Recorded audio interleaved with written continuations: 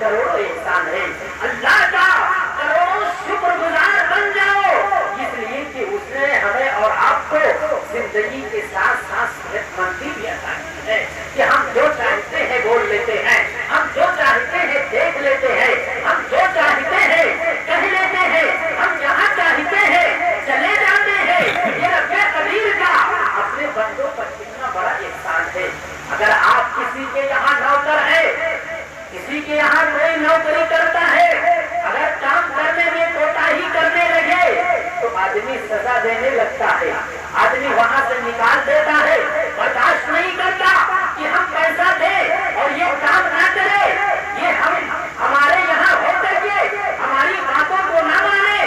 تو آپ ذرا سوچو، جو رب قدیر ہمیں اور آپ کو زندگی عطا کیا ہے، جس رب قدیر نے ہمارے اور آپ کے جسم نے وہ قوت عطا کی ہے، ہم جہاں چاہے جب چاہے چلے جائیں، تو اس رب قدیر کی اطاعت و فرما برداری ہمارے آپ کے اوپر کس قدر ضروری ہے یہ آپ سمجھ سکتے ہو. اس لیے پیارے مسلمان بھائیوں، ایک دن وہ آئے گا کہ ہمیں اور آپ کو مرنا ہے، اور مرنے کے بعد زمین کے اوپر نہیں رہنا، زمین کے نیچے رہنا ہے. تو آپ ذرا سوچ لو کہ زمین کے نیچے ہمیں اور آپ کو وہی ملے گا جو زمین کے اوپر ہم اور آپ کریں گے. اس لیے پیارے، کسی کو تو اس بات سے انکار نہیں کہ ہمیں اور آپ کو مرنا نہیں ہے. ہر کوئی یہ جانتا اور مانتا ہے کہ ایک دن مرنا ہے، مرنے کے بعد میں مٹی کے نیچے دفن ہونا ہے. جب ہم اور آپ یہ جانتے ہیں، یہ مانتے ہیں، اس پر ایمان بھی ہے اور یہ بھی جانتے ہیں کہ اللہ کے حضور پیش بھی ہونا ہے، تو اے مسلمانوں، اے پیارے مسلمان بھائیوں، اس قدر ہم اور آپ غفلت کیوں برتتے ہیں، ہم اور آپ اپنے انجام سے غافل کیوں ہیں؟ رب قدیر کے لیے اپنے سروں کو سجدوں میں کیوں نہیں رکھتے؟ ہمارے پیارے مسلمان بھائی کچھ ایسے ہیں جو نماز ضرور پڑھتے ہیں، نماز کا وہ اہتمام کرتے ہیں، نماز کی پابندی کرتے ہیں. اے پیارے، جو نماز پڑھتے ہیں وہ کوشش یہ کریں کہ نماز میں جب جائے تو صرف ان کا دل اللہ کی طرف ہو، اور جو نماز نہیں پڑھتے ہیں وہ نماز پڑھنے کا ارادہ کرتے ہیں. اس لیے یہ جو زندگی ملی ہے یہ نماز کے لیے ملی ہے، اللہ کی عبادت کے لیے ملی ہے.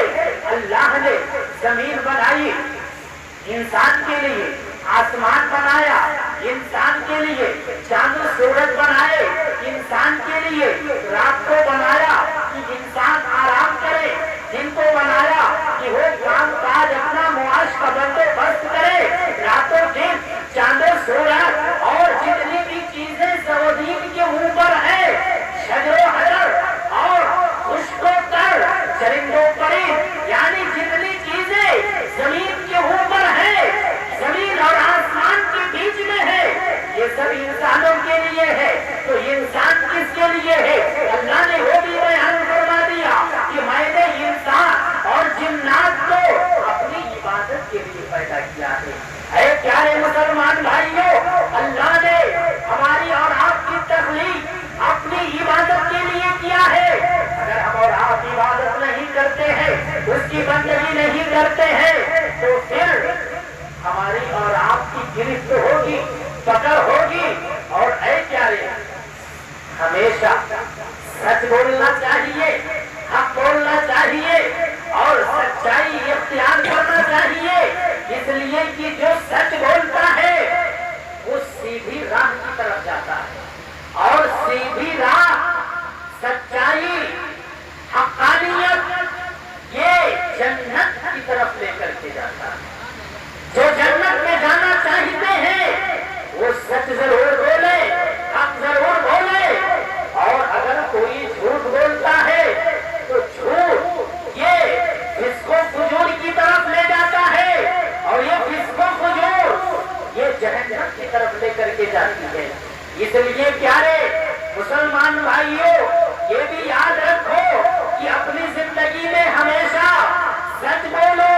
اس لیے کہ سچ بولنا سچے لوگوں کی پہچان ہوا کرتی ہے.